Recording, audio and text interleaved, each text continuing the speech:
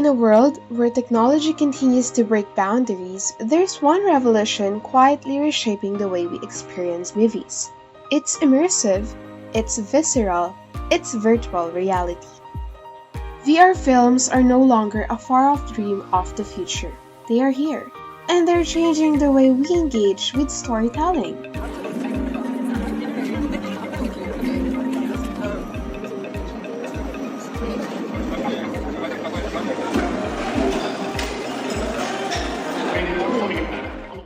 Movies are cool and all, but what if I told you that instead of just watching them, you could actually step inside them?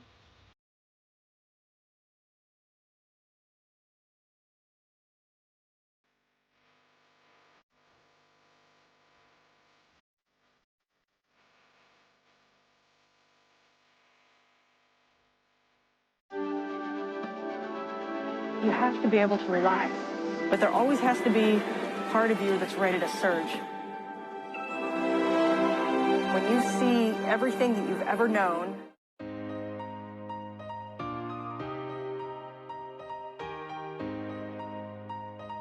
Alright, let's be real. Watching a normal movie usually looks like this or this.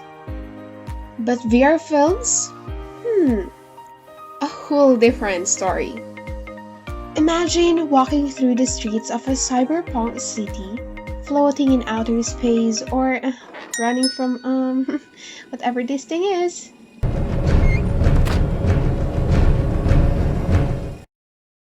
Yeah, no thanks. From the first flicker of motion pictures to the vibrant worlds of modern blockbusters, cinema has always been about pushing boundaries. But now, a new frontier has emerged that's going even further, beyond the screen and into a fully immersive world. Virtual reality isn't just for gaming. It's changing how we experience films, moving from the passive act of watching to the active experience of living the story. But how did we get here? I've been in it a long time. Now, a lot of people think that VR is 2 to 3 years old. It's not. It's been around much, much longer. I don't have the actual dates in front of me, so I'm sure people who are watching are going to throw stones. But you can go all the way back into the 50s, and there were systems that you sit into with big TV screens and that kind of stuff to make VR. There's been all kinds of big helmets over the years that have been made. Again, I'm not going to try to ramble names of things because I'll get them wrong. But in fact, we had a guy in one of our seminars who's been in VR for 20 years. Wow. And we think, wow, was VR really around 20 years ago? And the answer is yes, because creators have been finding and trying to find new and more interesting ways to get people to interact with the pictures, video, sound, everything around them. And we've had interactivity for quite a while, via DVD and Laserdisc. That's right. And so when you take that interactivity and you add on top of that immersion and or interaction with that video, then you add it to one of these ridiculous things that we call headsets. And I mean that in the nicest ways because I think this is absolutely the best product in the market right now. And as far as the industry is concerned, as far as advancing headsets, but I give it a little bit of a tongue in cheek because it's a scuba mask. Right? It's big, it's heavy. People are like, oh, I'll be embarrassed if I wear it. All kinds of excuses why they don't wear it. Those people usually haven't worn one, and they don't know what's really going on in the headset, so they really don't know, for a large extent, what they're talking about. From early experiments to today's fully realized experiences, VR filmmaking has made enormous strides. Technology has advanced, headsets have evolved, and now we have the ability to create entire worlds you can walk through, touch, and feel. The true power of VR films lies in their ability to fully immerse the viewer. These films pull you in, engage all your senses, and let you live a story from the inside out. Unlike traditional films where the viewer is simply observing, VR puts you in the center of the action. You can look around, move through environments, and even interact with characters. It's not just about seeing, It's about feeling and experiencing every moment. Then gets canceled out by the failure of the lens. And of course, seeing that artifact right now, that takes you away from the reality of what you're looking at. Yeah, you really bring up a really important part, and it's a big part of our discussion here. I've put VR headsets on thousands of people, right? I haven't seen a lot of people that instantly go, wow, this is great, I love it. Unless you're younger or you're older. Like, you can go into an elder care facility and put a headset on them, and they have no complaint about the image quality. They're just amazed that they're with their family or at the zoo or at their old house. Right. And now, let's get into the good stuff. Here are the absolute best VR films you need to experience. If you're scared of heights, maybe skip this one. Or don't if you want to suffer. Actually, your palms would get sweat playing this. You would literally feel like you're hanging thousands of feet in the air. One wrong move, boom! Instant regret.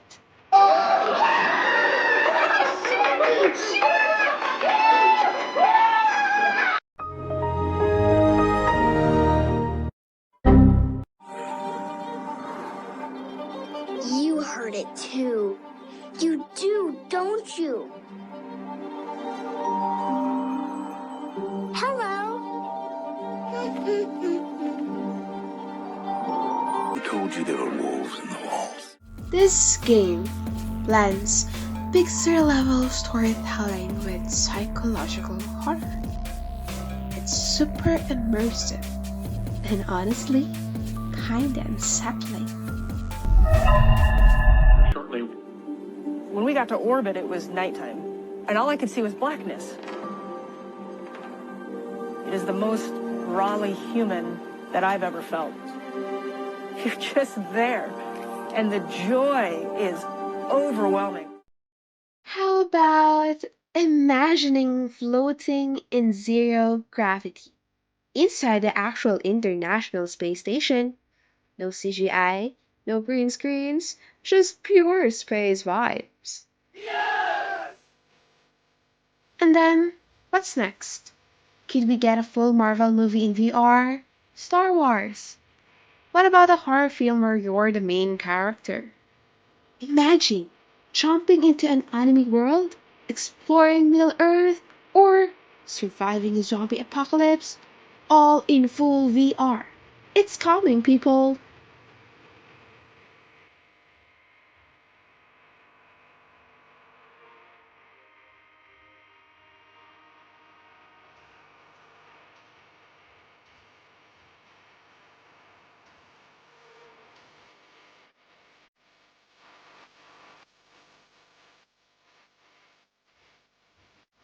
Shut up and take my money!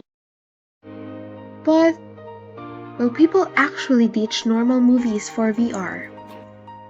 As VR technology continues to evolve, so will the art of filmmaking. What we're seeing today is just the beginning.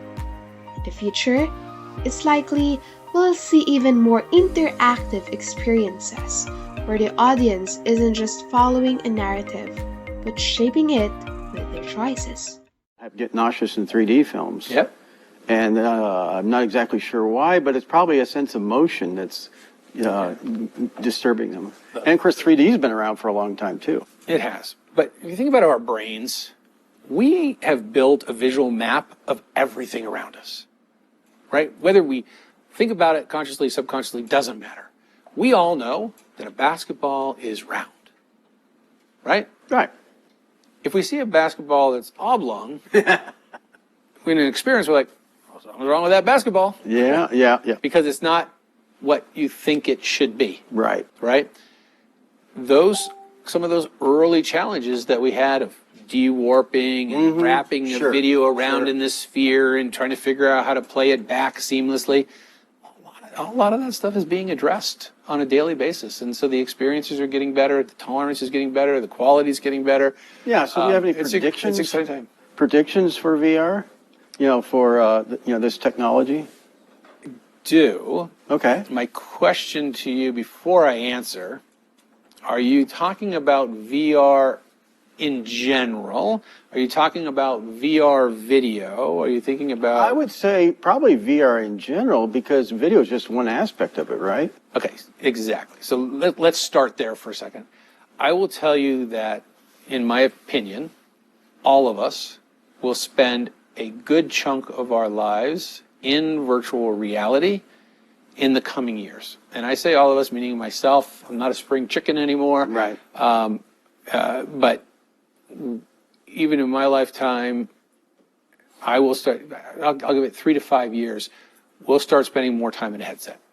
Now, I talk to some people that think I'm crazy. You know, I've got kids. I would never wear a headset. I want to know what's going on. Okay, all of these reasons because they don't get it. But I think we're going to see ourselves very quickly exposed to virtual reality at the workplace. Oh, of course, augmented realities. Well, not just augmented reality. So that's a whole other discussion. Yeah, right. So we're happy to go there too. Yeah. But from a virtual reality perspective, Oh, okay. if you think about the benefits of training and simulation. Yeah, in fact, I was at a Microsoft conference here in Las Vegas, and they were showing people wearing virtual reality headsets, so this person could fix something in a different room. That's right. Yeah, because and they were just in like an office. Right. So we just started a project with NTT Docomo, which is a Japanese telecommunications company. Huge. I mean, it's a huge company. They're actually doing a test program, a release of 5G network in Guam. And we're working with them on, for the power company, the Guam Power Company, live streaming VR content of repairs to staff, engineers, and new hires so that they can start to learn how to repair these things where they don't necessarily have access to. So, for example, in a power grid, they may need to fly a crew onto a high-tension power line, and guys actually sit on power lines and repair things.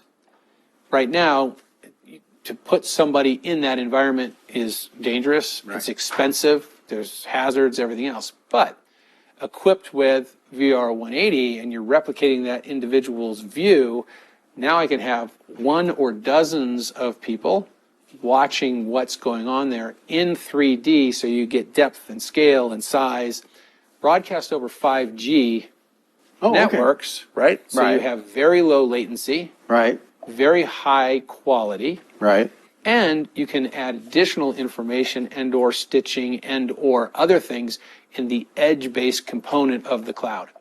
So not only... It's clear that VR is not just a fad.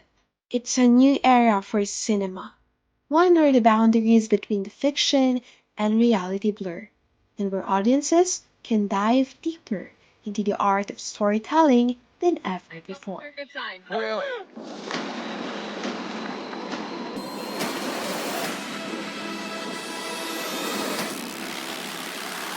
Oh my God!